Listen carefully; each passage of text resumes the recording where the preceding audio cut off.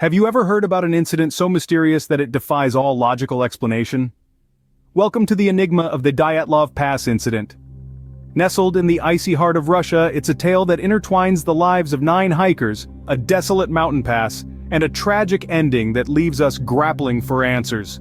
The threads of this story are as tangled as they are chilling, woven into a tapestry of the inexplicable. So, prepare for a journey into the unknown.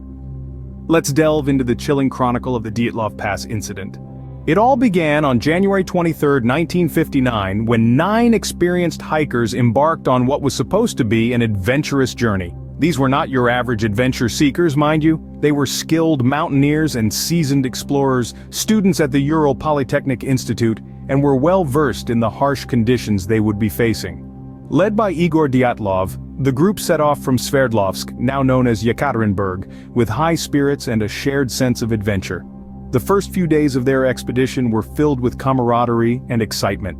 They navigated the icy landscapes of the northern Ural Mountains, braving the extreme cold with an unyielding determination. As they ventured deeper into the wilderness, the weather began to worsen. Still, they remained undeterred, their resolve stronger than the biting winds and the frost-laden air. Their expertise and experience were their shields against the unforgiving elements. On February 1st, they reached the slopes of Kholat Syakhl, a name that chillingly translates to Dead Mountain in the local Mansi language. It was here that they decided to set up camp for the night, a decision that would prove to be their last. Before they retired for the night, they sent out a final communication. It was a message filled with hope and anticipation for the journey ahead. They talked about the challenges they had faced and the triumphs they had achieved. They spoke of their plans for the next day, their voices echoing with laughter and banter. It was a message of joy, of life. Yet as they signed off, their words carried an eerie foreshadowing. "Good night, friends," they said. "See you tomorrow." Little did they know this was their final farewell. Fast forward to February 26, 1959, when a search party stumbled upon a site that would haunt them forever. High up on the eastern slope of Kholat Syakhl, the search party came across a scene of utter bewilderment. They found the hiker's tent, abandoned and half buried in snow. The tent was eerily empty. Its entrance was sliced open from the inside, as if the inhabitants had been in such a rush that they hadn't time to untie the entrance. The conditions of the bodies discovered were even more puzzling. The first 2 hikers were found under a large cedar tree, almost a mile away from their tent. They were barefoot and dressed only in their underwear. The temperatures that night had plunged to minus 30 degrees, yet they seemed to have left their warm clothing behind in the tent. The next 3 bodies, including that of Igor Dyatlov, the group's leader, were found scattered between the tent and the tree. The positions of their bodies suggested they were trying to return to the tent, yet they too were inadequately dressed for the brutal Siberian winter. It was as if they had been forced to flee their tent and then tried desperately to return. But the strangest part was yet to come. The remaining 4 bodies were found 2 months later in a ravine a bit further from the cedar tree.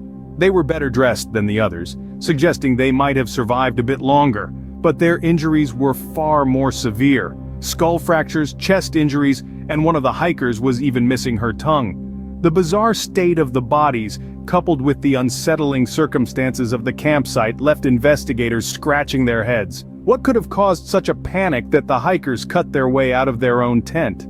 Why were they found in such a state of undress in sub-zero temperatures? And what could have caused such horrific injuries? The scene raised more questions than answers. With no witnesses and no apparent cause of death, the mystery of the Dyatlov Pass incident began to breed wild theories.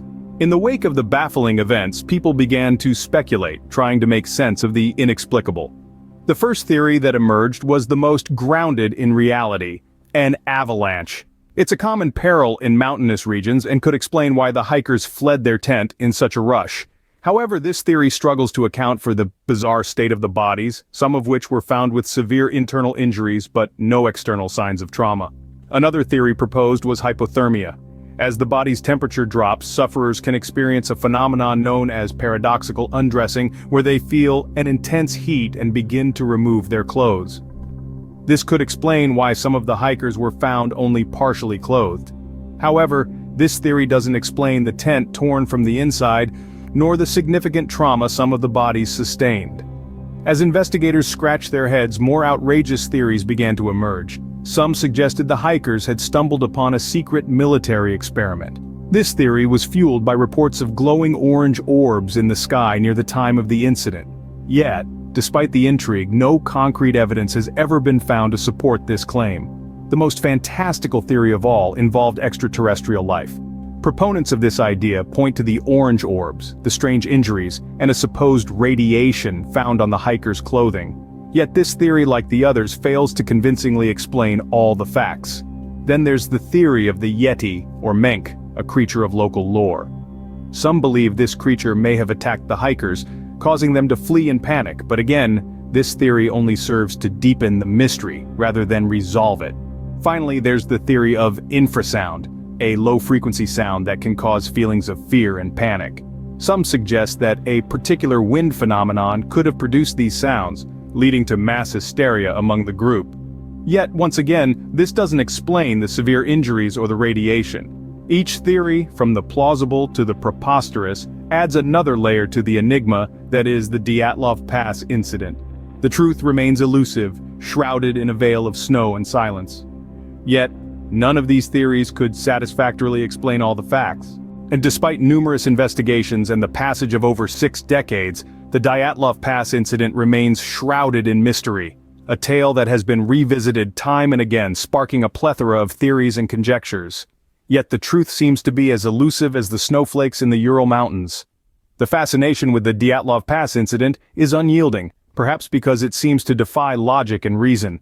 Each piece of evidence, each twist and turn only serves to deepen the enigma. The intrigue is not just confined to mystery enthusiasts or history buffs. It extends to scientists, researchers, and investigators who have been trying to piece together this jigsaw puzzle of horrors. In recent years, there have been some developments that have reignited interest in the case. A new investigation was launched in 2018 by Russian authorities, promising fresh insights. But despite the use of modern technology and advancements in forensic science, the findings have done little to dispel the cloud of uncertainty. Theories continue to evolve and debates rage on in forums and discussion boards across the globe. Yet, the definitive solution, the ultimate truth behind the Dyatlov Pass incident, remains tantalizingly out of reach.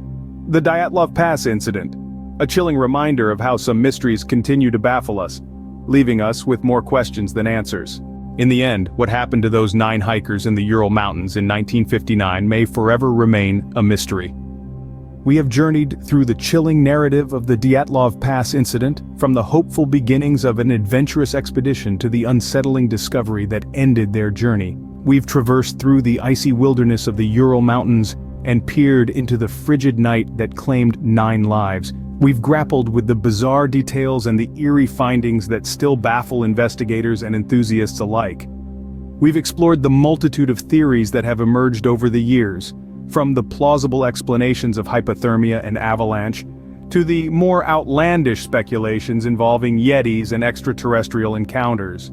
Each theory, no matter how far-fetched, only adds more layers to the enigma that is the Dyatlov Pass incident. The enduring mystery of this incident continues to captivate and perplex us. It's a testament to our insatiable curiosity, our yearning for answers, and our fascination with the unknown. It challenges us to question, to speculate, and to imagine, even when answers seem elusive. As we conclude this narrative, we encourage you to ponder on this mystery. Consider the theories, weigh the evidence, and perhaps come up with your own interpretations. After all, the allure of a mystery lies not in its resolution but in the journey of unraveling it. Until we meet again with another mystery, remember, some questions remain unanswered, and perhaps that's what makes them fascinating.